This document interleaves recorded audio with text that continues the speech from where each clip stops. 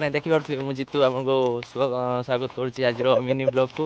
ଦେଖିପାରୁଥିବେ ଆଜି ଆମେ ଗୋଟେ ଇଡେନ୍ ପ୍ଲେସ୍କୁ ଏକ୍ସପ୍ଲୋର୍ କରିବା ପାଇଁ ଆସିଛୁ। ଏଠି ଏବେ କେହି ନାହାନ୍ତି, ମୋ ସହିତ ଅଛନ୍ତି ସେଇ ଏଠିକା ବିଷୟରେ କିଛି ମାତ୍ରାରେ ଜାଣିଥିବା ସେଇ ଲୋକାଲ୍ ପିଲା, ସେ ଆମର ଅଚ୍ୟୁତ ଭାଇ। ସେ ମୋତେ ନେଇଯାଉଛନ୍ତି ତାଙ୍କର ଏଇ, ମୁଁ ସେଠି କ'ଣ ଦେଖୁଛି ଆପଣଙ୍କୁ ମୁଁ ବ୍ଲଗ୍ ମାଧ୍ୟମରେ ସବୁ ଦେଖେଇବି, ତ ଆପଣ ମୋ ସହିତ ଯୋଡ଼ିକି ରୁହନ୍ତୁ। ଏବେ ଦେଖିପାରୁଥିବେ ଆମେ ଏଇ ଯାଉଛୁ, ସିଏ ଆଗରେ ଯାଉଛନ୍ତି, ମୁଁ ପଛରେ ଯାଉଛି। ତ କେତେ କ'ଣ ମଜାମସ୍ତି କରୁଛୁ ମୁଁ ଦେଖାଉଛି ଆପଣଙ୍କୁ, କେମିତି କ'ଣ ସେ ପ୍ଲେସ୍ରେ ଅଛି ଦେଖିପାରୁଥିବେ। ଏଇ ଯେଉଁ ଇଏର ନଜାରାଟା ଦେଖିପାରୁଥିବେ କେମିତି ଲାଗୁଛି।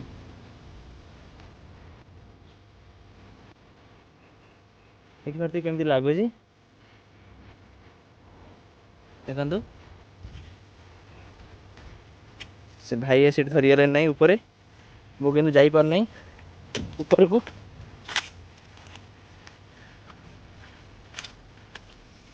ଦେଖିପାରୁଥିବେ ମାନେ ଯେଉଁ କହୁଥିଲି, ଯେଉଁ ପୁରା ମୋତେ ଲାଗୁଛି ମୁଁ ଏଭରେଷ୍ଟ ପାହାଡ଼ର ଉପରେ ଅଛି। ଦେଖିପାରୁଥିବେ ଆମେ କେଉଁଠୁ ଆସିଛୁ, ସେତେ ଦୂରରୁ ଆସିଛୁ, ଏଇ ଟପ୍କୁ ଆସିଛୁ। ବେଶୀ ଟାଇମ୍ ଲାଗିଲାନି, ଗାଡ଼ି ଥିଲା ବୋଲି ଜଲ୍ଦି ପହଞ୍ଚିଗଲୁ। ଆଉ କିଛି କହିବେ ମାନେ ଶୁଣିବା ପାଇଁ ଯାଉଛନ୍ତି ଆପଣଙ୍କୁ ମୋର କିଛି ଏଠିକା ବିଷୟରେ? ବସ୍ ସ୍ମୃତି ରୂପା ଜହ୍ନ,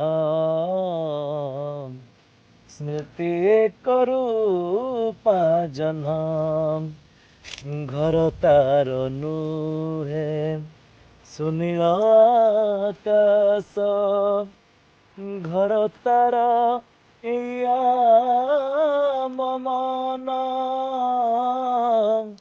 ସ୍ମୃତି ରୂପା ଜହ୍ନ,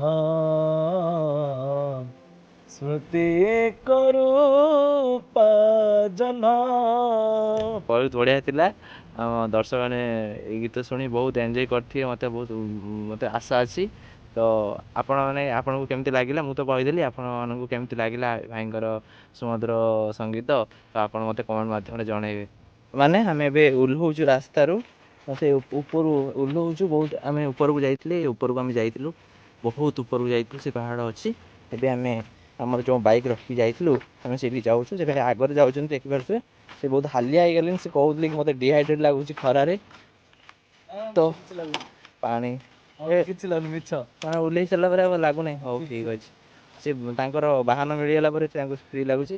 ଏବେ ଆମେ ବାଇକ୍ ଆଉ କେତେ କ'ଣ ମଜାମସ୍ତି କରୁଛୁ ଆପଣ ବହିରେ ଲେଖିଛି ତୋ ନାମ, ଖାତାରେ ଲେଖିଛି ତୋ ନାମ, କାନ୍ଥରେ ଲେଖିଛି ତୋ ନାମ। ଦେଖିପାରୁଥିବେ ରାସ୍ତାଟା କେମିତି ହେଇଛି, ତଥାପି ଆମେ ବାଇକ୍ ନେଇକି ଆସିଛୁ ଏଇ ରାସ୍ତାରେ। ତ ଆପଣଙ୍କର ଟିକେ ଭଲ ପାଇବା ପାଇଁ ଆମେ ଆପଣଙ୍କ ପାଇଁ କେତେ କଷ୍ଟ କରୁଛୁ ଆପଣ ଦେଖି। ଆମେ ଦୁଇ ଜଣ ଆସିଗଲେ।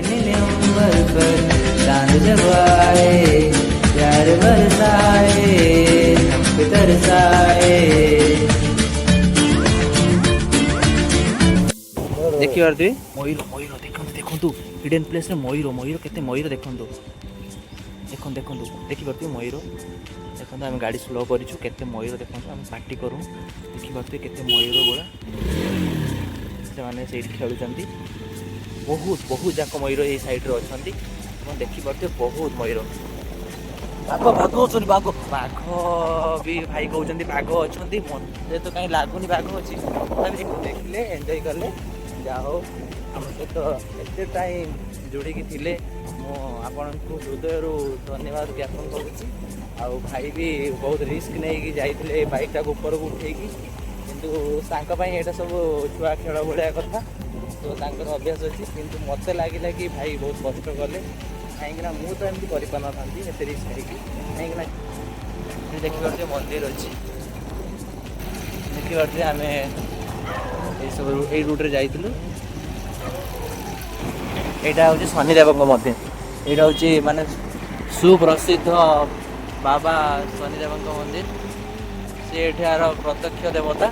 ଆମେ କାଲି ଆସିଥିଲୁ, କିନ୍ତୁ ମୁଁ ଆପଣଙ୍କୁ କାଲି ଯେଉଁ ଏଠିକାର ଭିୟୁଟା ଏକ୍ସପ୍ଲୋର କରିପାରୁନଥିଲି ଆଜି ଦେଖାଉଛି। ଲାଗୁଛି ଯେମିତି ଗୋଟେ ଆଉ ଏଠିକି ଆଉ ଭବିଷ୍ୟତରେ ଆସିପାରିବି କି ନାହିଁ। ଯଦି ଆପଣଙ୍କୁ ଆମ ଜାଣିନାହିଁ। ଭିଡ଼ିଓଟି ଭଲ ଲାଗିଥାଏ ତାହେଲେ ହୃଦୟରୁ ଲାଇକ୍ କମେଣ୍ଟ ସବସ୍କ୍ରାଇବ୍ କରିଦେବେ। ରହୁଛି ଜୟ ଜଗନ୍ନାଥ।